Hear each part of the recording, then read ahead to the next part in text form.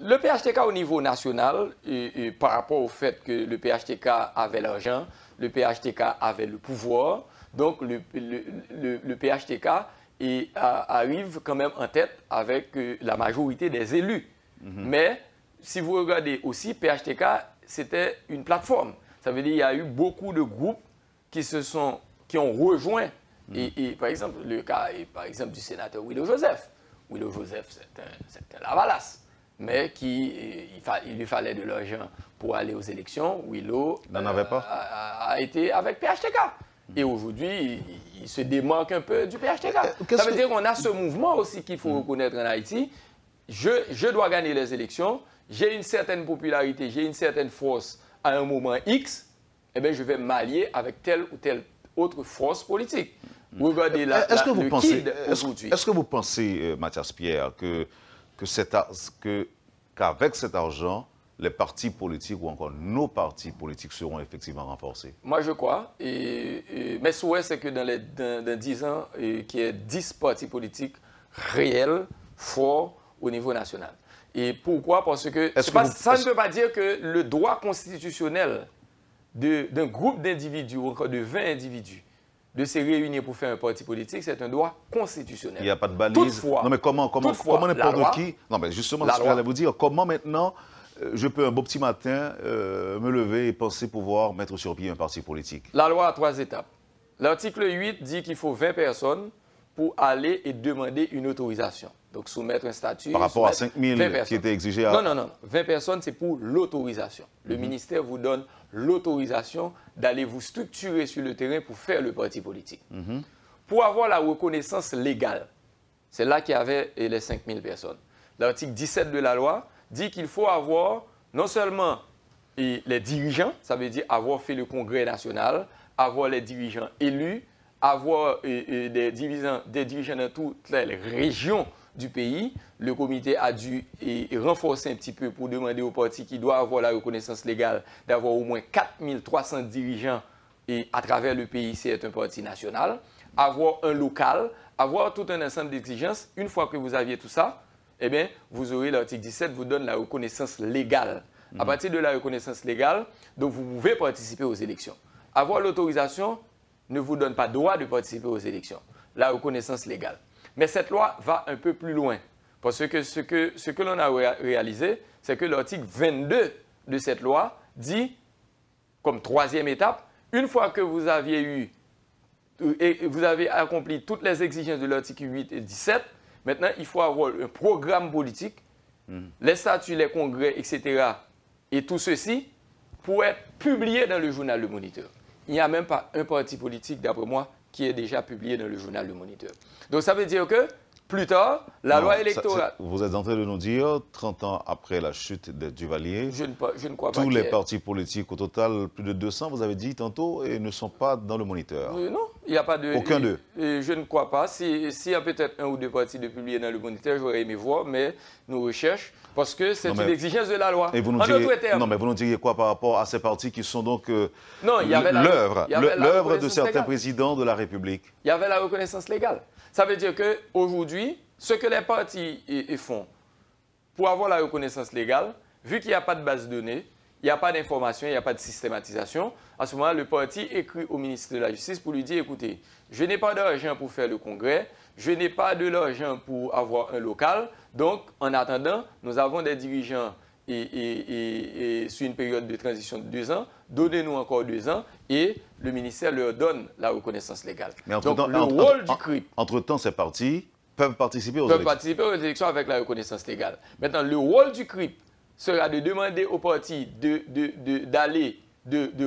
fournir tous les documents d'exigence qui sont faits par la loi dans son article 8, l'article 17, et d'aller plus loin dans l'article 22 pour demander aux partis politiques d'avoir les résolutions des congrès, le statut approuvé par le congrès et pour le parti politique, parce que le statut du parti doit être approuvé par son congrès national, c'est dans les statuts des partis politiques, les locaux, les adresses des partis politiques, les dirigeants qui ont été élus dans les congrès, parce que la démocratie va régner aussi dans les partis politiques. Parce qu'aujourd'hui, je suis propriétaire d'un parti politique parce que c'est moi qui finance. Donc, je donne le local, je donne l'argent, je suis le propriétaire. À partir du moment qu'il y a l'argent public de le parti, il faut des élections. Alors, vous comprenez pourquoi il faut la formation des membres. Vous voyez pourquoi des partis politiques refusent le financement du gouvernement? Parce que je ne peux plus être dirigeant à vie d'un parti politique. Ah bon? Je ne peux plus être... s'il y a démocratie, pour être dirigeant à vie, on doit voter pour moi à chaque fois qu'il y a un congrès national. Je dois aller dans les élections. Je dois faire campagne au niveau des départements. Donc la démocratie doit commencer à l'intérieur des partis politiques. Il y a quelque chose que j'ai dit au palais qui a dérangé beaucoup. Quand j'ai dit, ce n'est pas dans la rue qu'on forme les dirigeants de demain qui vont appeler à diriger le pays, c'est dans l'université des partis politiques. C'est à l'université des partis politiques qu'il faut apprendre à diriger. Parce que le parti politique qui va aussi recevoir l'argent de l'État doit rendre compte, la Cour supérieure des comptes doit rendre compte au ministère des Finances pour dire voilà ce qui a été fait avec l'argent. Mais avant, je ne voulais pas demeurer confus par rapport à ce que vous venez de dire.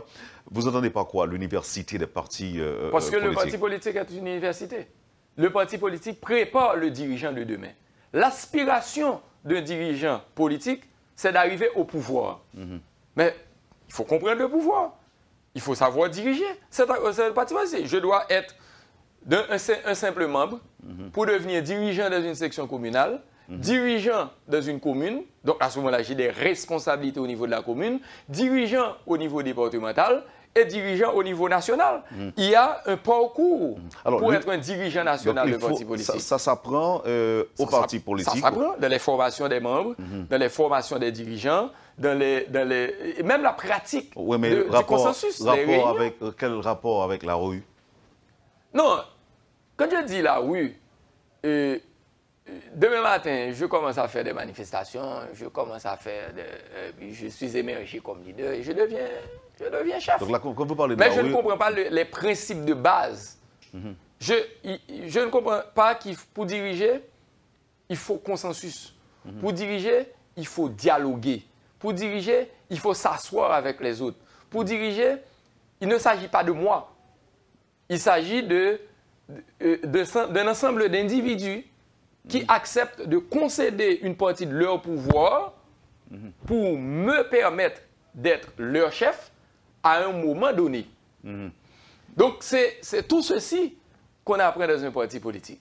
Et malheureusement pour nous, et depuis quelque temps, nous avons des dirigeants qui n'ont aucune expérience politique. En fait, c'est ce qu'on appelle d'expérience politique qui arrivent au pouvoir. Moi, je dois vous dire que ces 2 dernières années, à travailler avec des hommes politiques à tous les niveaux, et m'ont permis de mieux comprendre le monde politique. Et mieux comprendre l'importance de faire des consensus pour arriver à des solutions sans imposer aux autres, mais de permettre de converger, et je dirais, les autres vers une idée. Oui, j'ai une idée, j'ai quelque chose en tête, mais je dois pouvoir convaincre 15, 20 autres dirigeants à aller dans la même direction de moi. Donc, certaines fois... Est-ce que nous devons aussi comprendre, Mathias Pierre, que cet argent ne vise pas uniquement à renforcer les partis politiques en tant que tels, mais aussi à canaliser les partis vers ce qu'on pourrait appeler des partis organisés, vers une organisation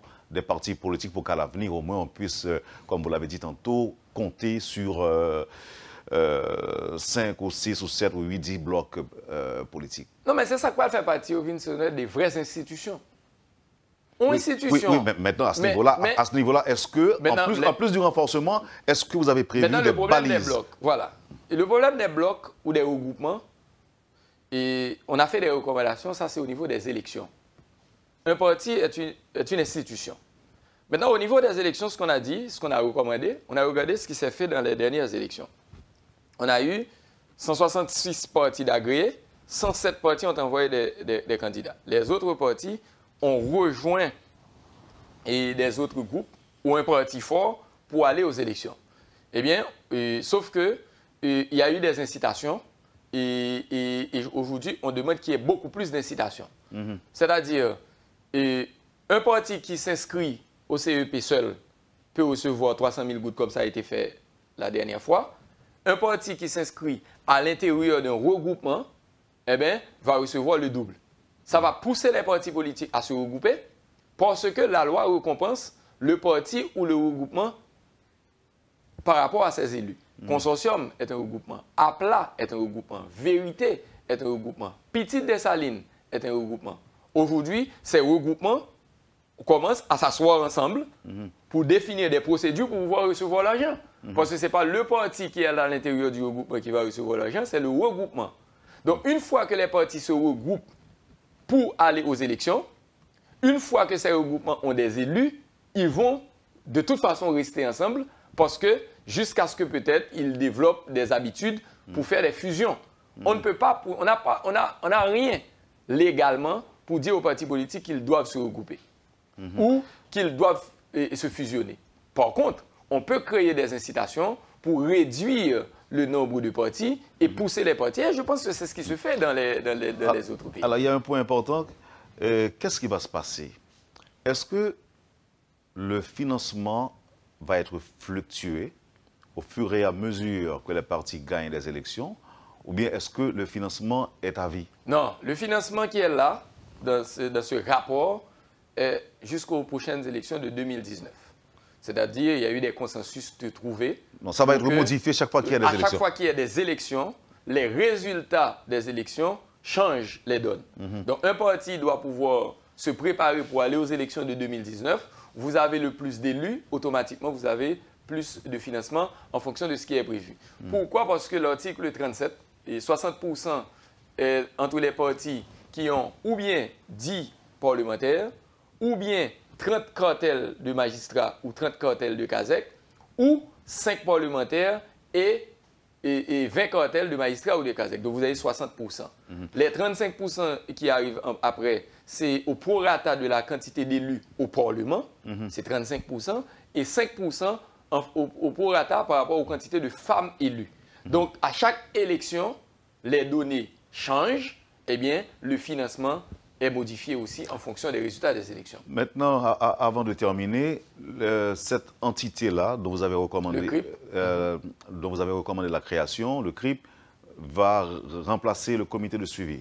Si on arrive à la mettre en place. Et va plus loin. Je pense que le président nous a promis, lorsqu'on a soumis la copie du rapport, de publier l'arrêté le plus rapidement possible pour la création du CRIP, parce que si le CRIP n'est pas créé, ce sera un des autres.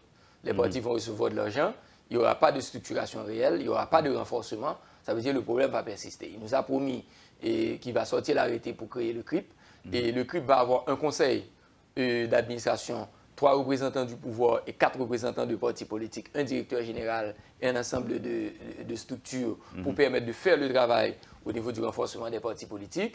Et certainement, cette entité aussi va aller un petit peu plus loin que le comité parce que cette entité va travailler sur les propositions de la loi d'amendement sur les partis politiques, va travailler aussi sur la loi électorale et je dirais la loi électorale permanente, vu qu'on devrait avoir un conseil électoral permanent pour résoudre l'ensemble des problèmes qu'on a. La loi existe déjà. Devons-nous comprendre aujourd'hui, Mathias Pierre, que le rôle qu'a joué Jovenel Moïse n'est qu'un rôle de facilitateur. Il n'a fait qu'implémenter les prescrits de la loi? Oui, parce que beaucoup... Ou encore il a seulement la volonté? Beaucoup d'hommes politiques à qui j'ai parlé, et surtout de gauche, m'ont dit que si j'étais président, je vous conseillerais de ne pas appliquer cette loi, parce que sous bain de l'argent à jeter. Et moi, parce que sous bain parti politique l'argent, il a jeté pouvoir. Donc ça veut dire que Moïse, Jovenel Moïse n'a pas de gain d'intérêt en tant que président? Non, je le lui ai dit. La première rencontre du comité avec le président, j'ai dit, écoutez, et je pense qu'on devrait être sûr que l'on ne va pas faire un travail qui ne va pas être appliqué.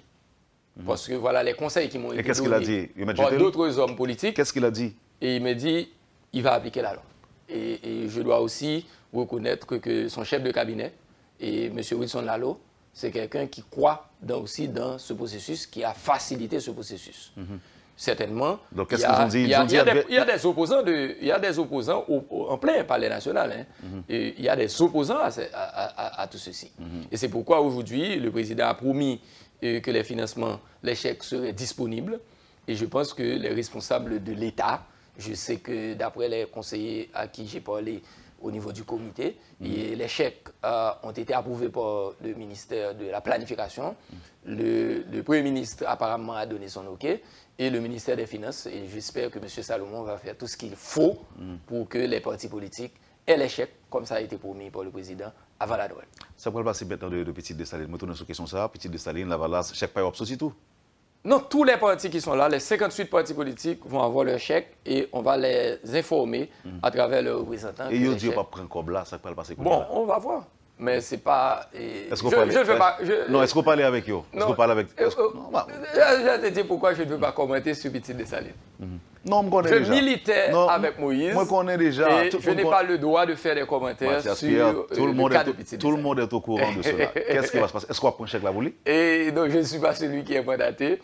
Et jusqu'à présent, pour les élections, il y a le père Charles Homogène qui est mandaté pour recevoir les chèques pour Petite Dessalines. C'était son trésorier.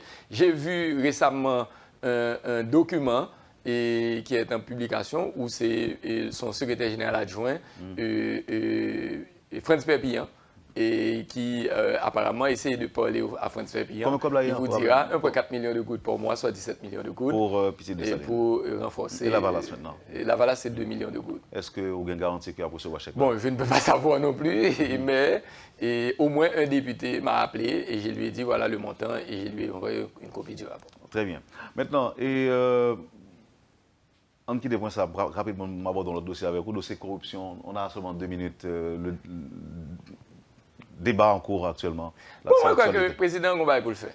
Et la corruption n'est pas une affaire du président de la République. La corruption sont mal qu'a plongé PIA depuis 200 ans.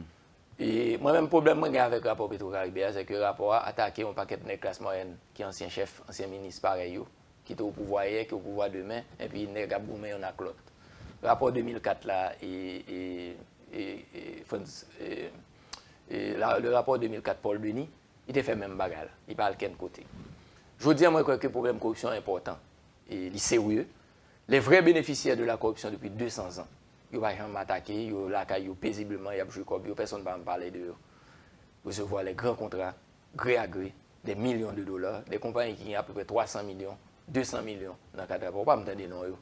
Je veux dire, moi, que le président doit prendre responsabilité et ULCC, la Cour supérieure des comptes, des personnalités qui ont des capacités dans ce pays pour mettre en place une commission vérité, une commission qui pour aller à regarder les cas de corruption dans le pays ici, son pays qui est corrompu même dans le nom, même dans le sang. Parce que faut que mettons une commission vérité pour regarder les questions. Est-ce qu'on pour une commission indépendante, mais qui pas formée d'étrangers, par exemple? Non, les Haïtiens. Il y a des Haïtiens capables. Et écoutez, vous regardez la question des élections en 2015. Et M. François Benoît, une fois arrivé à la tête de la commission, a donné un travail qui nous a permis d'avoir des élections aujourd'hui. Il y a des Haïtiens capables, il y a des Haïtiens responsables qui, même blanc, un pile là d'ailleurs corrompu. Là, on a des pile ONG qui viennent là, la corruption qui vient faite. Les gars détournent un corps même genre. Vous comprenez? Ça veut dire que ce n'est pas blanc qui vient résoudre le problème. Non, alors, ça fait une question que me pose là et Mathias Pierre, c'est parce que tout le monde dit que le rapport est plus politique que le rapport objectif. Yeah. Ok, d'ailleurs, le président l'a dit aussi en France. Elle fait allusion à instruments politiques, aux outils politiques. Moi, qui suis président, je ne vais pas dire. Je vais quitter l'autre monde, je ne vais pas dire parce que je suis en l'air. Je ne vais pas dire c'est le président. Toutefois, au-dessus de la mêlée. Le rapport est politique parce que y a une commission dans le Parlement qui a 2 groupes de sénateurs. 3 de l'opposition, 2 du pouvoir. 3 signent. Ça veut dire 3 de l'opposition signent, l'autre 2 n'a pas signé. Négocier 2 gens en consensus pour que tout parti politique, pour tout représentant signe. 2. Rapport à Assemblée a pas voté. Assemblée a théoriquement a pas fini d'accord avec lui. Ça veut dire que l'Assemblée n'a pas jamais voté rapport. Et à venir d'abord. Donc rapport a un travail public et c'est ça fait que sortir le public ils font travail au niveau du public avec lui. Mais rapport pas bien qu'une force légale. Maintenant, il y a un avocat qui analyse etc. Même pas là. Mais ils font un travail important, c'est que il dit mais ça gagne à faire corruption. Regardez 1,7 milliard de dollars qui baillent dans le rapport ça.